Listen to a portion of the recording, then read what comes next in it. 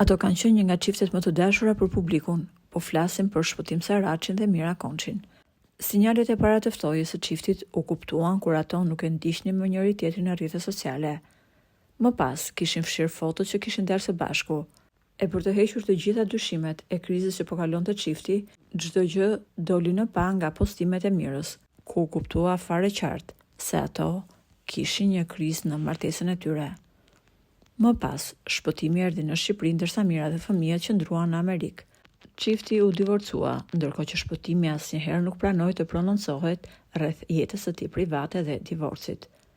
Por, duke se Mirës, po i mungon Shpëtimi dhe ajo periudhë kohës që kanë kaluar së bashku. Dihet se pas divorcit vjen ftoja dhe shpeshherë edhe reflektimi. Mira së fundmi i ka çuar mesazh Shpëtimit se ndjen shumë mungesën e tij. Gjatë një interviste, ajo u shpreh se ka bërë një këngë që i përket plotësisht atij dhe ndjesive më të thella që ajo ka për personin e zemrës që e ka humbur. Më thua një fjalë që të më mbash gjallë, është mesazhi që ajo i dërgon ish bashkëshortit e më pas vijon. Sa më ke munguar, në mure do ta shkruaj. Të lutem, më thua një fjalë që të më mbash gjallë, sepse ti je i vetmi që më mban në jetë dhe ai që më mbyt në det. Mesazhi i kësaj kënge është një sinjal i fortë që Mira i dërgon Shpëtimit.